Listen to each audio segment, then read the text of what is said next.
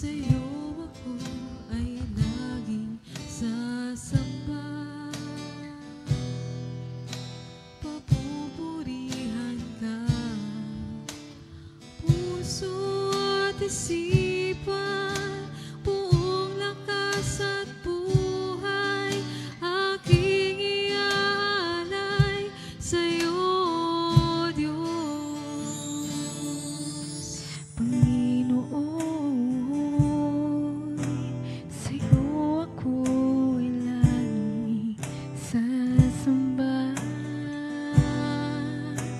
Papupurihan ka, puso at isipan, buong lakas at buhay, aking iaalay sa'yo, Diyos. Purihin ka, Panginoong Jesus, ang buhay ko'y sa'yo, ito'y gamitin mo. Purihin ka, Panginoong Jesus, sa habang panahon ako ay sasamba, aking Diyos.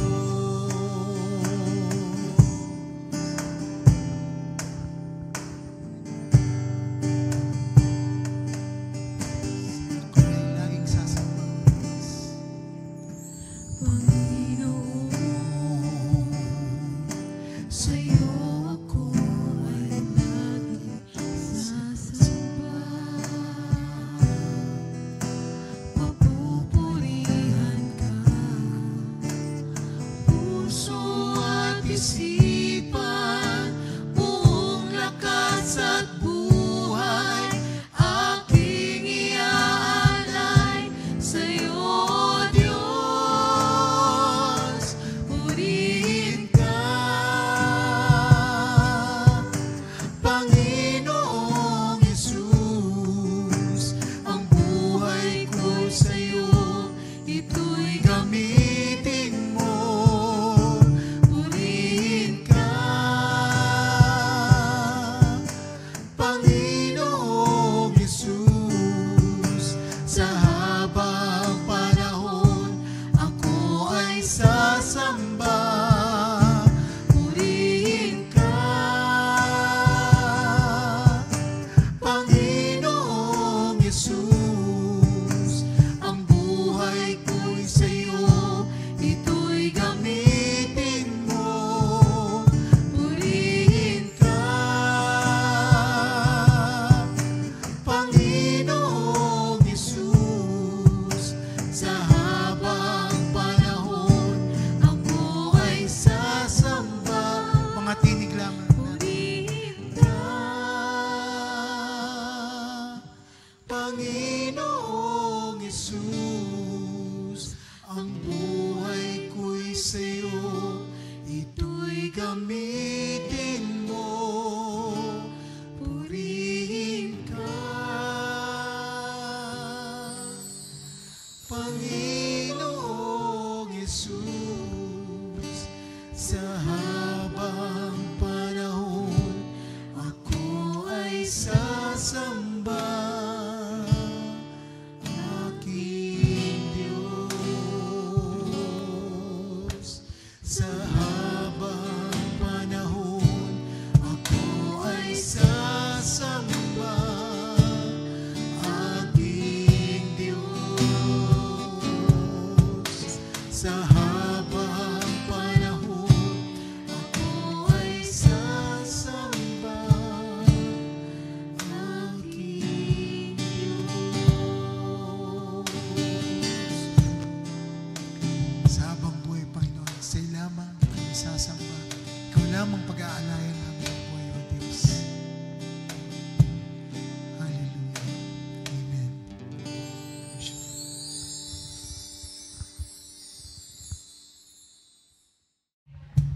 Hallelujah. Sa umagang ito, pupurihin natin ang ating Panginoon. I-declare natin, sa Diyos ang pupuri. Hallelujah. Sa Diyos ang pamumuhay.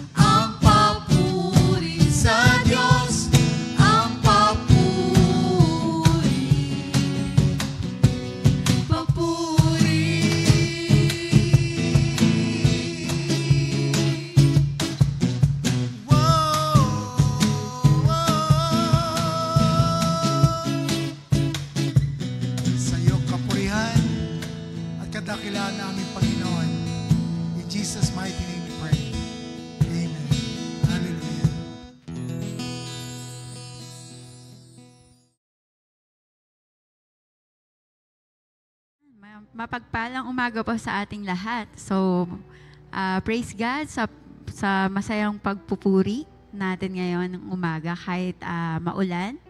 So, andito pa rin tayo para purihin ang Panginoon. Amen po ba? Yan. So, kahit nasa kanya-kanya tayong mga tahanan, kasama po sa umagang ito ang ating pagbibigay. Katulad ng pagbuhos ng ulan, ang pagpapala din ng Panginoon ay nakakasama natin. Amen po ba? Yan. So, sabi po, ito pong verse na babasahin ko is, parang favorite verse ko na. So, sabi, kapag nag-worry ako, kapag natatakot ako, binabalikan ko lang yung verse na to. Parang ito na yung pinaka-life verse ko kapag nasa worrying stage ako. Sabi doon sa Philippians 4 verse 6, sabi, "Do not anxious about anything, but in every situation, by prayer and petition, with thanksgiving, present your request to God." So sabi nga po dito, prayer with thanksgiving. So kapag pinag-pray natin, matatanggap po natin at kalakip nun yung pasasalamat natin sa Panginoon. So sa umagang pong ito sa pagbibigay po natin, ito po yung way ng pasasalamat natin sa Panginoon, yung mga tithes and offering po natin. Kaya sa umagang ito, sa kanya-kanyang tahanan natin, maging po dito, ay ihanda po natin yung pasasalamat na ina-utter natin sa Panginoon. Sabay-sabay po tayong manalangin para sa ating tithes and offering. Panginoon, maraming salamat po sa umagang ito. Salamat po sa lahat ng mga biyaya na meron kami. At salamat din po, Panginoon, dahil pinabless mo yung bawat isa sa amin, physically, emotionally, and spiritually, Panginoon. At sa pagbibigay po namin ngayon, alam po namin na ito po yung na-receive namin mula sa iyo. At ibinabalik lang po namin ito sa iyo sa pamamagitan po ng aming pagbibigay. Kaya Lord, bless them.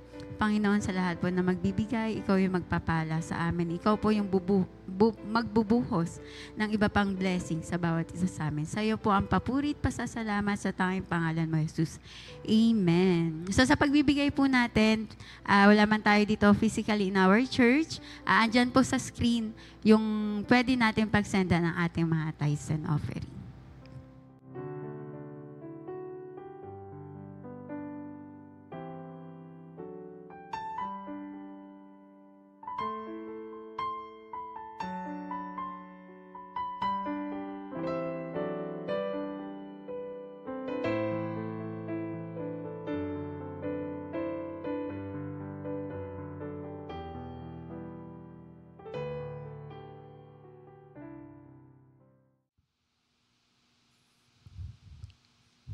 Praise God. Amen. God bless you, Brother Raymond, sa ating praise and worship. Gandin po kay Tintin. God bless you too. At magandang umaga po sa ating lahat. Alam ko po na excited na tayo na marinig ang salita ng Diyos. Kung gaano po tayo naging excited na makinig po, magpuri at sumamba sa Kanya, ngayon po ay it's time to prepare our hearts para po sa salita ng Diyos. Pero bago po yun, tayo po muna yung manalangin. Aming Ama, salamat po sa iyo sa oras na ito na meron po muli kaming pagkakataon na maihagang iyong salita. Nawa po sa tulong at biyaya po ninyo at sa kapangyarihan ng Banal na Espiritu ay kami po ay matuto, mahamon at mapagpala po na iyong salita na marinig namin sa umagang ito. So we entrust to you everything, Lord, and may you be glorified and enthroned, Lord, sa buong worship service namin. Sa pangalan po lamang ninyo, Panginoong Jesus, dalangin po namin ng mga bagay na ito. Amen. Praise God. Bago po natin makita po yung ating title at yung pag-uusapan natin, tingnan po muna natin yung mga pictures na ito. Ang nakikita po natin dyan ay, yan po, tungkol po yan sa decibel scale o yung pong capacity po hanggang papaano o hanggang yung frequency or yung extent na pwedeng kayang pakinggan ng ating mga tainga. So, iba-iba po yan. Of course, pag sobra pong lakas, ay meron pong caution. Kaya kailangan po meron tayong mga hearing protection na tinatawag. Kaya po yung mga nasa airport, di po ba, meron po silang mga tinatawag na, yan, yung mga ganyang gadget para po hindi gaanong madamage yung kanilang tainga. And then, makita rin po natin dito, yan naman po sonar, no? Yan naman po sa military ginagamit. Yung pong mga submarino kasi ngayon, halos stealth, ibig pong sabihin halos walang sound. So para po ma-detect kung merong submarine na ang isang barko sa ilalim, ginagamitan po ng sonar, no? So, next, ayan po, isang bata na, of course, ang gesture dyan po ay pakikinig. At yun po yung pag-uusapan natin, mga kapatid. Napakahalaga po na yung nakita nating mga images. Kasi po, isa pong bagay na nagbibigay po sa atin ng pag-respond sa mga nangyayari sa paligid ay paano po natin naririnig ang mga communication o yung mga bagay-bagay na nasasabi natin, nasasagap natin, naririnig natin. At yun po yung pag-usapan natin as a spiritual na perspective po, mahalaga po yung tama, yung ayos sa ating pakikinig. But more than that, kailangan po ang pakinig po natin ay taos sa ating puso habang narinig po natin ang salita ng Diyos. Kaya ang title po natin sa umagang ito ay Listening from the Heart. Listening from the Heart. Ang ating pong text ay sa Matthew chapter 13. At ang sinasabi po dyan sa verse 1, ito po yung unang parable. Ang sabi po dyan, ng araw ding iyon, lumabas ng bahay si Jesus at naupo sa tabi ng lawa. Napakaraming tao ang nagtipon sa paligid niya. Kaya sumakay siya sa isang bangka at doon umupo. Habang ang mga tao ay nasa dalampasigan. Marami siyang itinuro sa kanila sa pamagitan ng mga talinghaga o paghahalintulad. Sinabi niya, may isang magsasakang nagasik ng binhi. Sa kanyang paggasik, may mga binhing nahulog sa tabing daan. Dumating ang mga ibon at tinuka ang mga binhing iyon. May mga binhi namang nahulog sa mabatong lugar kung saan walang gaanong lupa. Mabilis tumubo ang binhi dahil mababaw ang lupa. Ngunit natuyo din ito ng masikatan ng araw at dahil hindi malalim ang ugat, namatay ito. May mga binhi namang nahulog sa lupang may matitinik na damo. Lumago ang mga damo at natakpan ang mga tumubong binhi. Ang iba naman ay nahulog sa mabuting lupa, lumago at namunga. Ang iba ay marami-rami, ang iba naman ay katamtaman lang. Kayong mga nakikinig, dapat ninyo itong pag-isipan. Ito po yung salita ng Panginoon at ito po yung ating pag-uusapan. Again, ang emphasis po ng ating mensahe ay yung pong appropriate o yung tama, yung seryosong pakikinig sa salita ng Diyos. Hindi lamang po sa platform kapag worship service, kundi any kind po or any type ng proclamation ng salita ng Diyos, kailangan po ang pakikinig natin ay tama at maayos. So ang summary po ng message na ito ay ganito lamang po. Ang pamumunga at paglagong espiritual ay nakasalalay ng malaki sa pagtugon ng ating puso sa salita ng Diyos. Paano po makakatugon ng ating puso? Kailangan po naririnig natin ang kanyang salita. So ito po yung pinakabuod. Ito po yung pinaka-emphasis ng parable na ito. Kaya namumunga tayo, lalago kapag tumutugon po tayo sa salita ng Diyos ng tama habang ito'y narinig natin. Spiritual fruit and maturity will depend largely on how we receive God's word in our heart. So, yun po. Doon po iikot ang mensahe ng salita ng Diyos. Ngayon po, tingnan natin ito. Mga kadahilanan o sanhi, bakit mahirap magbunga ang word of God sa ating buhay? No? At alam po natin yan, na-experience po natin yan. Kahit alam natin na makapangyarihan ang salita ng Diyos, ba yung salita ng Diyos, but there are times, di po ba na kahit naririnig natin, nababasa natin ang salita ng Diyos, parang nahihirapan tayong tumugon. Well, ang isa pong kadahilanan ay narito po, kawalan o kakulangan ng pangunawa sa Word of God. Kawalan o kakulangan ng pangunawa sa Word of God. Sabi po sa verses 18 and 19, nasa wika English po ako, listen to what the parable of the sower means. When anyone hears the message and does not understand it, the evil one comes and snatches away what was sown in their heart. This is the seed sown along the path. Kung mapapansin po natin, sabi po ng Lord ay nakinig naman ito, no? Sino man nakikinig, yung hear, no? Pero hindi yan nauunawaan yung salita. Then, on top of this, darating pa ang kaaway para nakawin o alisin yung mga narinig niya. Okay ho? So, specifically, mga kapatid, ba't ba tayo nawawalan o kulang o kawalan ng pangunawa sa salita ng Diyos? Una po, kapag hindi serious o contemplative sa sinasabi ng Word of God. Kapag hindi po tayo seryoso o hindi natin minumuni o binubula yung naririnig natin sa salita ng Diyos. Whether ito po ay nababasa natin or ito po ay narinig natin during sermon or during maybe Bible study or discipleship. Ang kakayanan pong makinig ng salita ng Diyos ay simple lang, di po ba? Makikinig lang talaga tayo, no? Makikinig lang talaga tayo. Bubukasan lang natin ang ating tenga. Sa madaling salita po, simple lang ito. Simple lang po yung makinig. Ang problema lang po is that we don't want to pay full attention doon sa sinasabi sa atin ng salita ng Diyos. Doon po nagkakaproblema. Hindi po natin binibigyan ng attention talaga kung ano yung sinasabi ng salita ng Diyos. Again, gusto kong sabihin, it's either from this pulpit or sa Bible study or sa discipleship and maybe even po sa inyong mga devotion. Kasi po, of course, binabasa natin yung salita ng Diyos. In a sense, di lang natin ito nakikita, nababasa, kundi naririnig natin na nangungusap ang Diyos sa atin. Pero kapag hindi nga po tayo seryoso o hindi contemplative, kulang tayo ng mumuni-muni o pag-reflect sa salita ng Diyos, mababaliwala po yun. So, ang dinadlay po natin dito, we can seriously hear God's Word. Kaya po natin yon, mga kapatid. Kaya po natin yon. Pag hindi nangyari yon, ang problema po ay nasa atin. Next, hindi lamang po yon, kapag nagre-resist o nagmamatigas ang puso. Ayan ho, no?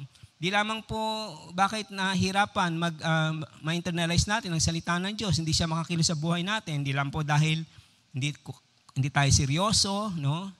Hindi tayo contemplative. Ang isa pa po ay nagre-resist o nagmamatigas ang puso. Sabi po sa verses 14 and 15, sa kanila natupad ang sinabi noon ni Isaiah. Makinig man kayo ng makinig, hindi kayo makakaunawa. Tumingin man kayo ng tumingin, hindi kayo nakakakita. Dahil matigas ang puso ng mga taong ito. Tinakpan nila ang kanilang mga tainga, ipinikit ang kanilang mga mata dahil baka makakita sila at makarinig.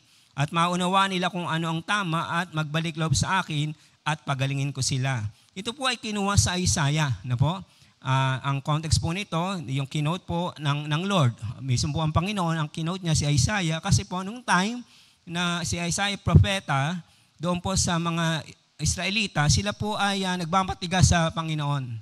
Kaya palagi silang pinapangaralan ng propeta na ito na magbalik loob sa kanya. Ang problema po ay yun nga po, tinukoy dyan dahil matigas ang puso ninyo. Tinakpan ninyo ang inyong tenga. Ito po yung sinasabi ko kanina pa. Ang pagkikinig po ng salita ng Diyos ay simple lang. Bubuksan lang natin ang ating tenga. Pakikinggan lang natin. Pero pwede po natin itong takpan, kagaya ng mga Israelita. Yung puso natin, pwedeng dumali po doon ang salita ng Diyos pag narinig natin, pero pag nagmatigas po ito, wala rin pong mangyayari. Sa awit 95 verses 7 to 8, sabi po rito, come, let us bow down in worship. Let us kneel before the Lord our Maker. For He is our God and we are the people of His pasture, the flock under His care. So far, so good. No? Ganda po ng entrada dito, ng psalmist. No? Purihin natin ang Diyos, sambahin natin Israel, ang Panginoon. Lumuhod tayo sa kanyang harapan na siyang manlilika natin. Why? Kasi siya yung Diyos natin at tayo ay kanyang mga tupa, siya yung pastor natin. So far, so good. Tapos ito na po, today, if only you would hear His voice, tingnan niyo po, kung pakikinggan niyo lang salita ng Diyos, do not harden your hearts as you did at Meribah, as you did in Massa, in the wilderness, where your ancestors tested me. They tried me, though they had seen what I did. Kita po natin to. Yung psalmist po, kinuha niya po ito sa historical, sa narrative po ng buhay ng mga Israelita sa wilderness na kung saan, sa kabila po ng katapatan at kabutihan ng Diyos, nagmamatigas pa rin ang puso nila. At ang tinukoy nga po ritong dahilan ay pinapatigas nila ang kanilang puso. So mga kapatid, ganito lang po yan. Noong pong bago sila umalis, nahirapan po si Moses, sabi kay Pharaoh sa Paraon. Kasi ayaw paalisin ng Paraon ng mga Israelita para sumamba kay Yahweh. At makita po natin sa text sa Exodus, kung nabasa niyo po ito, and Pharaoh hardened his heart. Ayan, makita po natin yan siguro 3 beses. at pinatigas ng Pharaoh ang kanyang puso. So sino po ang nagpatigas ng puso ni Pharaoh? Siya po mismo. Sinasabi na sa kanya ni Moses, ito sabi ng Lord, palayain mo yung bayan ko kasi ganito, ganyan. Pero doon, may decision si Pharaoh, ayaw niya. Gusto niya forever maging alipin ng mga Israelita. Pero later on, makita po natin, ito na po yung sinabi, and God hardened Pharaoh's heart. Ang Diyos, pinatigas niya ang puso ni Pharaoh. Nakita po natin yon. So ano po ibig sabihin? There are times po mga kapatid na kapag sa pangusap sa atin ng Diyos, laging sarado tayo, nagmamatigas tayo. Dating po yung time, hayaan tayo ng Diyos. Kamukha po na nangyari sa Israelita. Kamukha po kay Pharaoh. Binigyan po siya ng maraming opportunity ng Lord na maging malambot ang kanyang puso. Sa narinig niya kay Moses, mag-give in siya, no? Palayain niya ang Israelita, pero ayaw niya po, nagmatigas ang kanyang puso. Narinig niya yung gusto ng Diyos, no? Narinig niya, sinabi ni Moses, maliwanag. Kaya lang, ayaw niyang seryosohin Ayaw niyang bigyan ng diin, ayaw niyang bigyan ng focus. Nagmatigas po siya. At dahil lagi niyang ginagawa, dumating po yung time, Diyos na po nagpatigas ng kanyang puso. Kasi later on, siya po ay hahatulan ng Diyos. At alam po natin nangyari, sila po ay naperwisyo nung pagbukas ng Red Sea, hindi po ba? Nung lumayan ng mga Israelita, sila po ay napahamak at yun po dahil nagsimula lamang dahil hindi nila pinalaya ang mga Israelita. Ito po ay kinote sa awit, pero kinote din po ito sa Hebrews. Naintindihan po ba natin, ang ibig mong sabihin ganito, kahit po sa New Testament economy, sa panahon po natin ngayon mga Kristiyano, ubra pa rin po na tumigas ang puso natin. At pag masyadong matigas ang puso natin, kinakausap na tayo ng Diyos, ay pa nating makinig. There are times po, Diyos na mismo ang pagpapatigas ng puso natin. Why? Para po maintindihan natin ano yung consequence noon. But later on, makikita natin ang Diyos pa rin ay ang ating Redeemer. Siya pa rin po ay nag-o-offer ng opportunity to repent at magbalik loob sa Kanya. Ang sinasabi lamang po natin dito, ang isang reason bakit nahirapan tayong makinig at tanggapin ang salita ng Diyos kasi po, ang puso natin ay sarado. Matigas po siya. So our heart is capable of being hardened, stubborn, or rebellious kapag hindi po tayo naging maingat. Pero ito pa ho ang isang reason. No? Kumikilos ang kaaway kapag hindi tayo serious sa Word of God. So nararamdaman po kasi ng kaaway, ano po sabi nung sa parable, dahil hindi niya iniintindi yung kanyang pagkikinig, no, ninakaw. The enemy snatches away, no, yung word na narinig niya. At yun po ang isa pang mahirap. Lalo pong na-intensify yung pagiging neglectful natin o pagiging pabaya natin o pagiging ini-ignore natin ang salita ng Diyos kasi po pag nararamdaman po na nasa-sense ng kaaway na hindi po tayo nagbibigay ng pagpapahalaga sa salita ng Diyos. Sa sermon, hindi natin iniintindi. Sa Bible study, hindi tayo focus. Alam po ng kaaway yan. Kaya gumagawa po siya ng paraan para lalo po tayong hindi makinig. Ang sabi nga po dito, snatches away. So yung iba yung mga snatcher, hindi naman slow motion yan. Di po ba nakita na ba kayo ng snatcher na slow motion? Hindi po. Di po biglaan yan Magugulat na nga lang kayo, nahablot na yung inyong cellphone, nahablot na yung inyong kwintas. Bakit? Kasi mabilis po yun. No? Forceful po yun. No? Ini-snatch. Ganun po ang ginagawa ng kaaway. Kapag na-sense niya po na hindi po tayo talaga nakikinig ng salita ng Diyos, hindi natin pinapahalaga ng salita ng Diyos, ang kaaway po, lalo ito i-intensify. Lalo niyang kukunin yung yaman ng salita ng Diyos, yung impact ng salita ng Diyos sa buhay natin. Kasi po, hindi naman natin pinapahalagan So, kailangan, di kunin niya na nga rin, no, para mas hindi na natin maintindihan. Okay ho? So, next. Kailan pa nahihirapan tayo isa puso ang salita ng Diyos? Although napapakinggan natin, kapag pinanghihinaan ng loob dahil sa mga trials o difficulties. Sa verses 20-21, ang sabi po ng salita ng Diyos ay ganito, the seed fell on a rocky ground. Refers to someone who hears the word. Ito na po, ininterpret na po ng salita ng Lord. Kasi po, sinabi ng mga alagad, Lord, turo niyo po nga po sa amin, ano po ba meaning ng parable? So, sinabi na ng Lord. Sabi niya po sa verse 20, the seed fell on rocky ground refers to someone who hears the word, tingnan niyo po, nandun na naman yung salita na hear. Pinapakinggan naman no? Sinasabi ng Lord, who hears the word and at once receive it with joy. But since they have no root, they last only a short time. Why? Because when trouble or persecution comes, because of the word, they quickly fall away. So ito naman po, mas nag-level up naman po itong klase ng taong ito na nakikinig ng salita ng Diyos o yung puso niya. Inabsorb naman po ng puso, pinakinggan. Seryoso naman po, no? Binigay niya ng reflection, yung mga narinig niya. Naramdaman ng kanyang puso. Okay naman po. Kaya lang sabi ng Lord, pero hindi nag-penetrate maigi yung salita ng Diyos. No? Kasi ito po ay nahulog, sabi kasi sa parable, nahulog ito sa mabatong daan, sa stony stone o sa stony ground, which refers to sa stony heart. Tumubo ng konti, pero sabi dito, pagdating ng mga pagsubok o problema, hindi nag-breakthrough. No? Yung narinig niya, yung kanyang faith nauwi sa doubt. No? Akala ko ba ganito? Akala ko ba pag nagsimba ako, okay na. Akala ko ba kapag nasunod ko kalooban ng Diyos, okay na. Hindi na ako gano'ng mag-struggle. Marami po sa mga Kristiyano, especially mga bago, ganyan. At ganyan din po tayo, no? Mga bago pa tayong Christians, di po ba? Pag dumating sa pagsubok o problema, yung faith po natin ay nararatel. No? At yung salita ng Diyos ay hindi natin mapanghawakan because yung pong doubt ay nag-crept in na. Yung, from faith, nauwi sa doubt. No?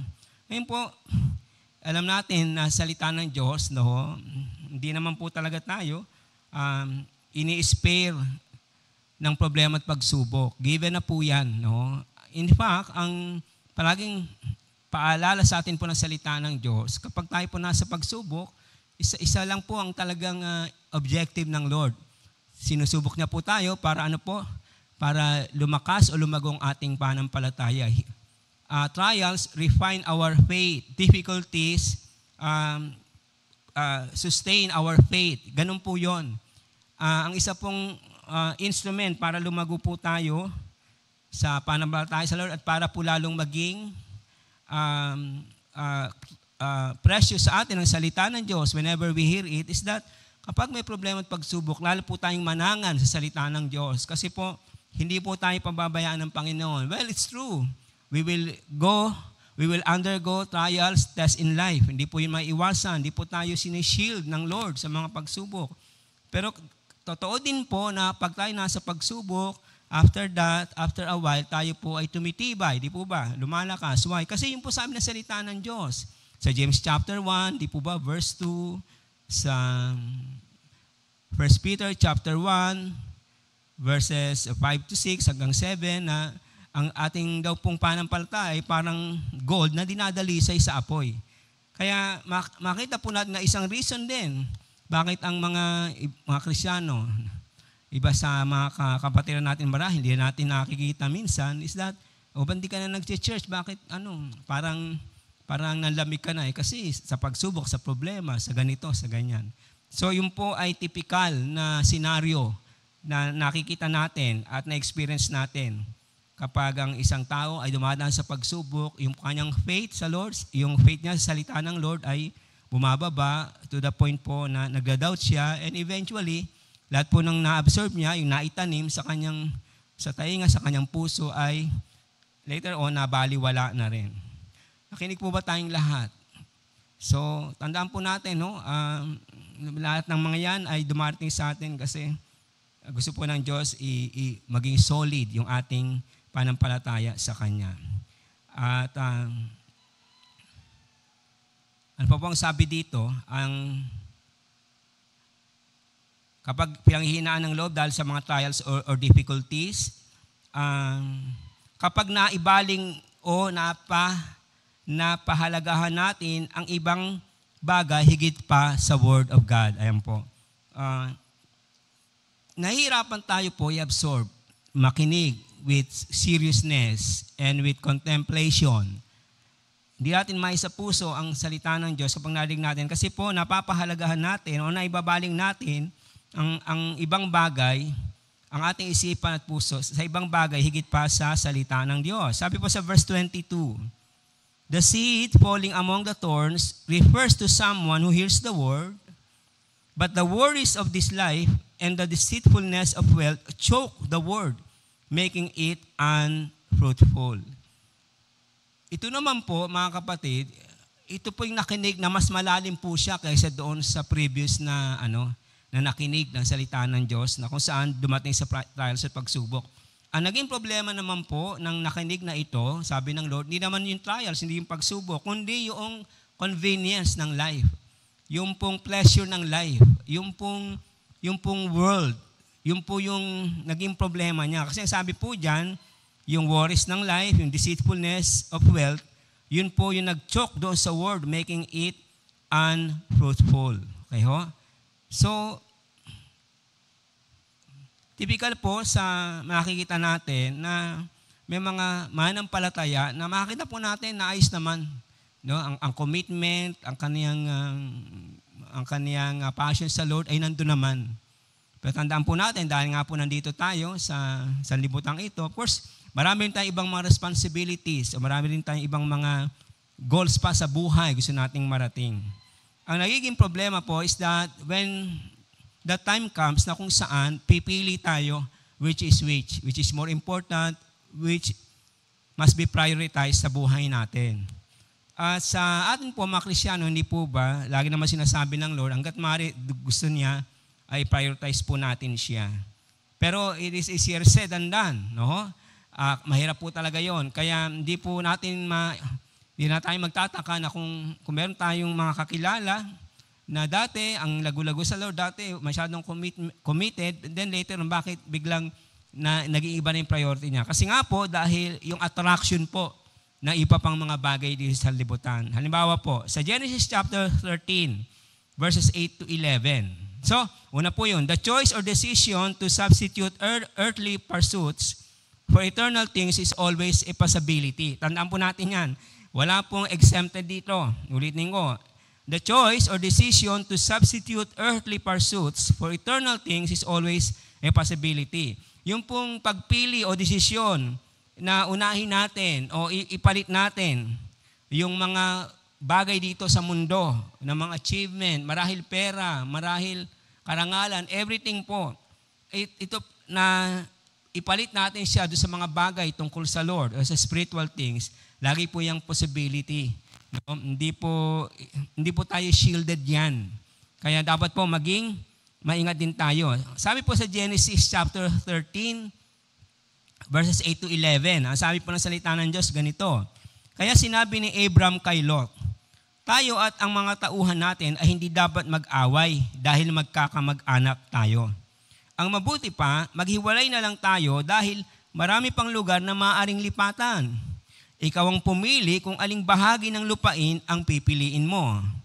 Kung kakaliwa ka, kakanan ako. Kung kakanan ka, kakaliwa naman ako. Tumanaw si Lot sa paligid at nakita niya na ang kapatagan ng Jordan hanggang Zoar ay sagana sa tubig. Katulad ng lugar ng Eden at ng lupain ng Ehipto. Okay ho? Nangyari ito nang hindi pa nalilipol ng Panginoon ang Sodom at Gomora. Kaya't pinili ni Lot ang kapatagan ng Jordan sa silangan. Sa ganong paraan, naghiwalay sila ni Abram. Ito po ay si Abraham, pero during this time po, ang pangalan niya pa ay Abram, hindi pa ho Abraham. Ngayon, ang context po nito is that sumagana po si Lot, pamangkin po siya ni Abraham, kasi meron pong covenant ang Diyos kay Abraham na pagpapalain siya, para pagyayamanin siya, para rami ng lahi niya, i-bless talaga siya. Ay dahil nga po sumama si Lot kay Abraham at pamangkin siya, pati po si Lot ay nadaluyan ng pagpapala. Dumami rin po yung kanyang mga flocks, yung kanyang mga herds. Nagka-problema po, wala nang pagpapasulan yung kanilang mga alagang animals, no? So nag-aaway na tuloy yung kanilang mga servants. So ang nakita lang solusyon ay maghiwalay na muna sila temporarily, no? Dito mo makita natin, sabi po diyan, tumanaw si Lot sa paligid, nakita niya ang kapatagan ng Jordan hanggang Zoar ay sagana sa tubig. Ganun po talaga no? Kailangan ng tubig kasi po yung para sa crops tumubo, kailangan ng tubig para uminom sila. Ang mga civilization po ay yan po ay nag-grow dahil po merong laging katabing ilog, no? Kaya wala pong sibilisasyon na walang tubig. Lagi po yung usually katabi ng ilog. Ang Egypt katabi ng Nile. Ang Babylon po katabi niya ay ang Tigris, Euphrates River. Ang China po merong Yellow Sea. Di ba? So lahat po 'yan. Kaya mahalaga po yung tubig during that time, kahit naman po ngayon. Kaya't pinili ni Lot ang kapatagan ng Jordan. Tingnan niyo po, pinili, no? Ni Lot ang kapatagan ng Jordan sa silangan. Sa ganung parang naghiwalay sila ni Abram. Ito po kasi ang nangyari, alam po natin, no? Fast forward tayo ay napahamak si Lot kasi po dumating yung time na gugunawin ng Lord ang Sodom at Gomorrah. Kaya lang po siya na-spare dahil po sa awa ng Diyos at sa intercession ni Abraham. Pero ganito lamang po 'yon. Ang impluwensya po ni Abraham kay Lot ay malaki, mga kapatid. Kung merong malalaman si Lot tungkol kay Yahweh, walang iba dahil po kay Abraham. Nung nagkahiwalay po sila, yung impluwensya, yung spiritual influence, o yung spiritual heritage na ipinoprovide po ni Abraham, nawala na. Kasi humiwalay na si Lot. Kaya hindi niya naririnig yung tungkol sa Diyos. Hindi niya naririnig mga sinasabi ni Abraham tungkol kay Yahweh. Ang naririnig niya na lang palagi ay kung ano yung mundo ng Sodom at Gomorrah. At doon po sa Sodom at Gomorrah, yumaman talaga siya. No, naging famous siya, naging popular siya, naging elder pa nga ho siya nung siyudad doon. Ang problema lang ho ay nakurap yung morality niya, no? Kasi na-impluwensyahan po sila ng buhay doon sa Sodom at Gomorrah. In other words, yung lahat po ng narinig ni Lot, yun po ay pinabayaan niya na lang. Mas pinili niya po yung kung ano yung maibibigay noon sa libutan kaysa kung ano yung sinasabi ni Abraham na dapat maging malapit sa Diyos kasi pagpapalain ng Diyos kapag katulad yun, nararas niya yung pagpapala ng Diyos kasi po malapit sa kay Abraham. At nakakasunod siya sa sinasabi ni Abraham tungkol sa Diyos. Nung nawala po yung impluwensya ni Abraham, yun na po nangyari. So sabi natin, the choice or decision to substitute earthly pursuits for eternal things is always a possibility. So mag-ingat din po tayo. Sa Hebrews chapter 11, verses 24 to 26, ito rin po naging problema. Although, hindi ito naging problema, kundi ito ay baliktad naman po. Ito naman ang natayuan ni Moses. Sabi po, dahil sa pananampalataya, nang malaki na si Moises, ay tumanggi siyang tawaging anak ng prinsesa ng Ehipto. Mas ginusto niyang makibahagi sa paghihirap na dinaranas ng mga taong sakop ng Diyos kaysa lasapin ang panandaliang kaligayahan na dulot ng kasalanan. Itinuring niyang mas mahalaga ang maalipusta para kay Kristo kaysa sa mga kayamanan ng Ehipto dahil inaasam niya ang gantimpalang matatanggap niya. Tingnan po si Moses, no? Ito po yung sinasabi ko sa inyo, mga kapatid. Kung meron pong isang propeta na talaga pong wala atang palya, naririnig niya ang salita ng Diyos, lagi siyang kinakausap ng Diyos, ay si Moses na. At palagi ko po ito yung dahilan Bakit po, eto na, nagsabi rito, kasi nga, pwede niya namang tanggihan yung tawag ng Diyos sa kanyang buhay, di po ba? Kaya nga, sabi niya sa Lord, sino po ba ako? Harap ako kay Paraon. Napaka-mighty niya. Pero alam niya po na dati nandun siya sa Egypt, ang sarap ng buhay niya. No? Nung naramdaman niya po yung tawag ng Diyos, mas pinili niya po yun. Kaya po naging nasira po yung kanyang pangalan sa Egypt kasi nga po ay mas kinampihan niya ang kanyang bayan.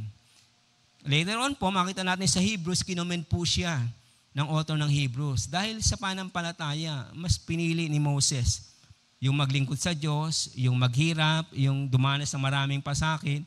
Pero alang-alang na lang kasi sa kanyang pagtupad sa gusto ng Diyos. Ngayon, bakit po gano'n si Moses? Kasi lagi niya pong naririnig ang Diyos na nagsasalita sa kanya sa bundok ng Sinai. Di po ba naririnig niya? Every now and then, naririnig niya ang salita ng Diyos. At hindi niya lang po yung pinapakinggan, sinasa puso niya. Kaya po nung pagpipili na siya, susundin ko ba ang Diyos? Minamaltrato itong mga kababayan ko. Kailangan meron akong impluwensya dito sa kaharian. Pwede ko sila ipagtanggol, pwede ko silang i-appeal sa Pharaoh. Gagawin ko ba yun? Kaya lang, mapapahamak naman ako. Kasi sasabihin ng Pharaoh na identified ako sa mga Israelita. So mas pinili niya po yung mabudget siya kay Pharaoh. Pero kasi sabi niya, may naghihintay sa kanyang masigit na kayamanan o gantimpala. Makita po natin dito na natayuan po ni Moses yung desisyon na hindi niya isa-substitute o ipagpapalit ang earthly pursuit, ang earthly conveniences, ang earthly wealth. Hindi niya ipagpapalit. Mas mahalaga sa kanya yung tawag ng Diyos sa kanyang buhay o yung misyon ng Diyos sa kanyang buhay. Nagamitin siya bilang lawgiver ng Israel at prophet po ni Yahweh during that time. So, hanggang ngayon po sa mga Kristiyano, sa ating lahat, yan po yung tension. Nag-exist po yung tension. Ano ba ang paprioritize ko? Career ko ba? Hindi po ba? Family ko ba? No? Yung pang mga dayunin ko ba sa buhay? Kaya lang, maapektuhan yung gawain ko sa church, yung relasyon ko sa Lord, ganyan-ganito. So, nandun po yung tension na yan. Kailangan po alam natin kung ano yung priority natin. And the more we hear from God, the more we hear His Word, at the more na sinasapuso po natin yon, mas magkakaroon po tayo ng resolve. Kakaroon po tayo ng lakas para piliin pa rin po ang Panginoon. I-prioritize pa rin po siya. At second na lamang po yung mga bagay-bagay o yung mga pursuits dito sa sanlibutan. Tandaan po natin, maliwanag po ang sinabi ng salita ng Diyos. Pagdating ng panahon, hindi lamang sa buhay na ito, sa dating na buhay, malaki yung gantimpala na tatanggapin natin sa Panginoon. Amen po ba? Alam niyo po, kapag inuuna natin ng Panginoon, tayo, kanina pa na sinasabi natin ano yung mga reasons bakit hindi lumalago salita ng Diyos sa buhay natin. Marami po sa atin, dumating na sa mga pagsubok na mabibigat, but nandito pa rin po tayo. Sila po pwede kong sabihin kasi po na-internalize yung maigi ang salita ng Diyos. Na-absorb yung maigi sa inyong puso, sa inyong kaluluwa kung ano ang salita ng Diyos, ang halaga nito. Kaya anumang dumating na pagsubok in the past, gaano mang kasakit, gaano mang kabigat, you were able to stand. Bakit po? Kasi ang isang reason po yan, kasi pinanghawakan natin yung salita ng Diyos, tinreasure po natin yon at doon po tayo nag-rely. In other words, pinakinggan natin ng husto at sinapuso natin ng husto. Sa closing thoughts po natin mga kapatid, unang-una, nagbubunga at lumalago tayo spiritually kapag inuunawa at isinasa puso natin ang Word of God o ang salita ng Diyos. Ito po yung isa sa pinakasimple na hamon po ng mensaheng ito. Sabi ko nga po kanina, sinasabi sa atin ang salita ng Diyos, simple lang naman, pakikinggan lang natin ang salita ng Diyos. In other words, kung pakikinggan po natin ang salita ng Diyos, we have to give time to God's Word. We have to give time po sa mga church activities. Kasi primarily, naririnig po natin ang salita ng Diyos na nahahayag, na-expose during mga spiritual activities. Kaya sinasabi po natin, nagbubunga at lumalago tayo spiritually kapag inuunawa natin at sinasapuso ang salita ng Diyos. Marami pong mga means para marinig natin ang salita ng Diyos. Kaya po pag umatin tayo ng worship service, ng discipleship, no? O sa mga bata ng Children's Bible hour natin. O sa iba pang mga special occasion natin, di po ba? And even sa mga devotion o pangabasa natin ang salita ng Diyos, na kakapangusap po ang salita ng Diyos. At magbubunga po tayo at lalago in due time. Kasi po buhay ang salita ng Diyos. So wala pong nakakasaya mga kapatid. Wala pong nakakasayang sermon dapat ang pastor kapag siya po ay naghahayag ng salita ng Diyos. Dapat po 100% nakikinig tayong maigi. Focus tayong maigi. Pag may nagtuturo sa inyo sa Bible study or sa discipleship, focus po maigi. Kasi ang sinasabi po sa atin ay hindi mga salita na katha ng isip ng tao. Yung po yung salita ng Diyos. Sabi ng Lord, siya mismo, heaven and earth will pass away, but my words will remain forever. Natutuwa po ang Diyos kapag nakikita niya na tayo po ay very intentional po yung ating pakinig ng kanyang salita. Gusto natin pong isa puso, reflective po tayo palagi natutuwa po ang Diyos doon. Kaya hindi po maring hindi kumilos ang Panginoon. Hindi po maring hindi siya gumalaw sa buhay natin. Dahil po ang kanyang salita ay buhay. My word is life, sabi po ng Lord. Kaya sa umagang ito, mga kapatid, kung may isang bagay na gustong sabihin sa atin ng Panginoon, simple lang po mamunga. Makinig lang po tayo sa Lord. Makinig po tayong maigi, isa puso po natin yung ating nakapakinggan. Sabi po sa verse 23, but the seed falling on good soil refers to someone who hears the word and understands it. Tingnan niyo po. But the seed falling on good soil. So tingnan niyo po, ang possibility na ang soil o yung puso natin, pag in-apply na natin, pwede ang puso natin yung nag-i-ignore lang salita ng Diyos. Pwede namang matigas. Pwede namang sabihin natin na broken o na frustrate kasi sa pagsubok at problema. Pero may isa pong klaseng pag-absorb sa salita ng Diyos. Sabi po rito sa verse 23, but the seed falling on good soil, sa heart na maayos, sa heart na mabuti, refers to someone who hears the word and understands it. So, pakinggan po natin ang salita ng Diyos. Unawain po natin. Whether ang sinasabi ng salita ng Diyos ay para palakasin tayo, i-correct tayo, o warningan tayo, whatever po ang intention ng Lord o ng Spirit ng Diyos kapag tayo po ay nakakapakinig ng kanyang salita, ang sinasabi po sa atin, pakinggan lang natin. Pakinggan natin at unawain natin. Kasi po laging mayroong gustong sabihing maganda ang Diyos sa buhay natin.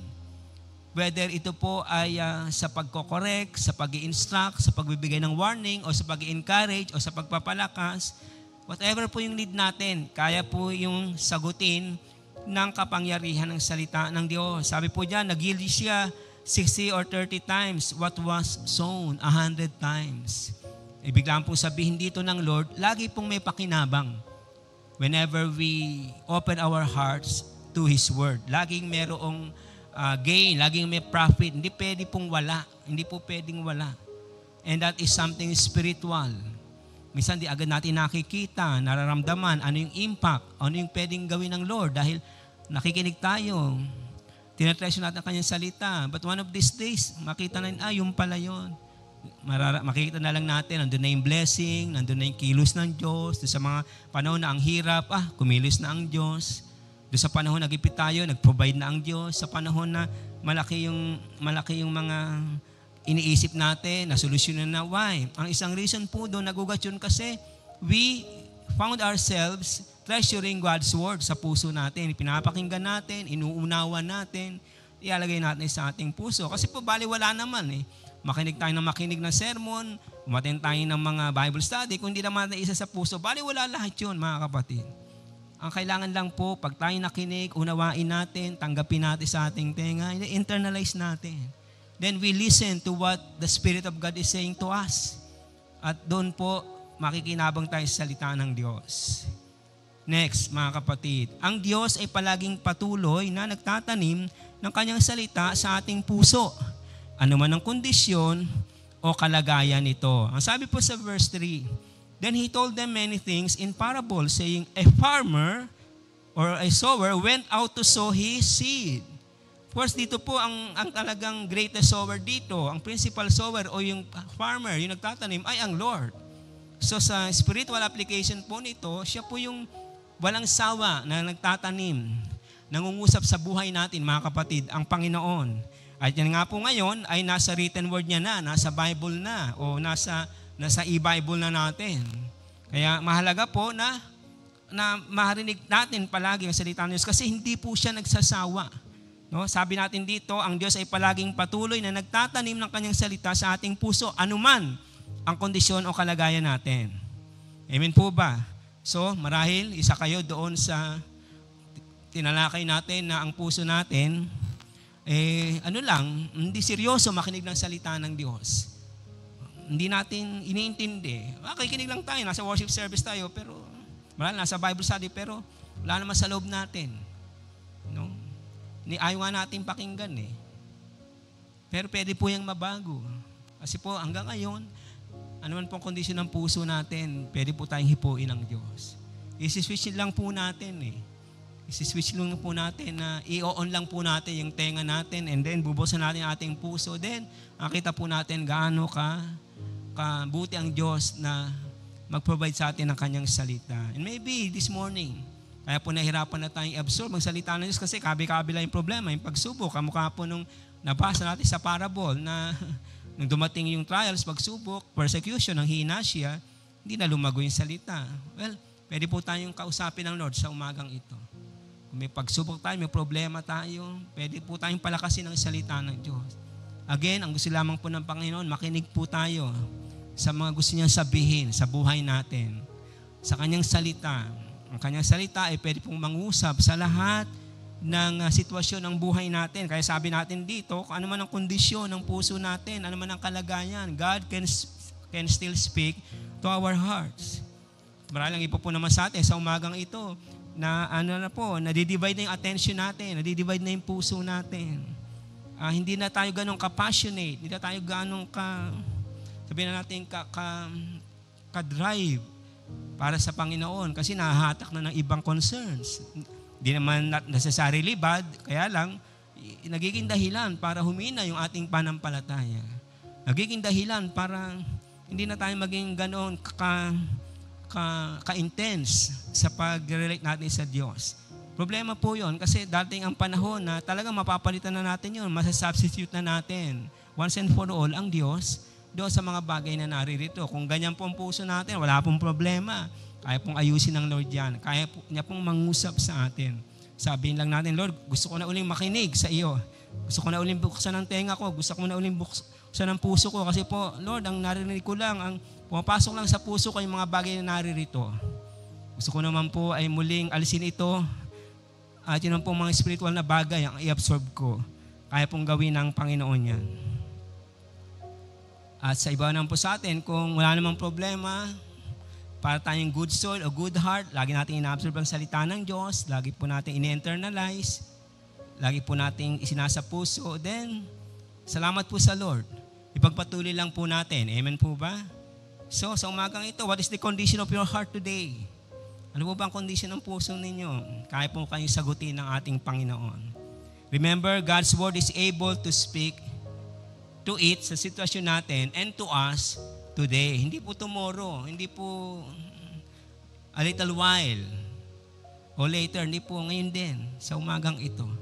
Kaya po nawa sa oras na ito, bigyan po natin muli ng Espiritu ng Diyos ng pagkakataon na mangusap sa atin. Muli natin pong ibigyan ng emphasis ng pagpapahalaga ang salita niya, paano natin pinapakinggan, paano natin in-internalize. Kasi po doon mag-uumpisa mga kapatid ang pagkilos ng Diyos sa buhay natin. He will always start sa buhay natin mula sa kanyang salita. No? Hindi po pwedeng hindi gamitin ang kanyang salita. And when His word is pronounced, when His word is delivered, mga kapatid, yung Espiritu ng Diyos ang siyang kikilos para mangusap ito sa buhay natin. Amen po ba? So, manalangin po tayo mga kapatid as we close. Nawa po pagkatapos ito ay maintindihan natin na ang listening from the heart na attitude, yun po yung magpapalago sa ating buhay at yun po yung magpapala sa ating buhay at yun po yung magbibigay ng glory o kaluguran sa ating Diyos. Amen po ba? So let's start now. Let us give serious attention to His word.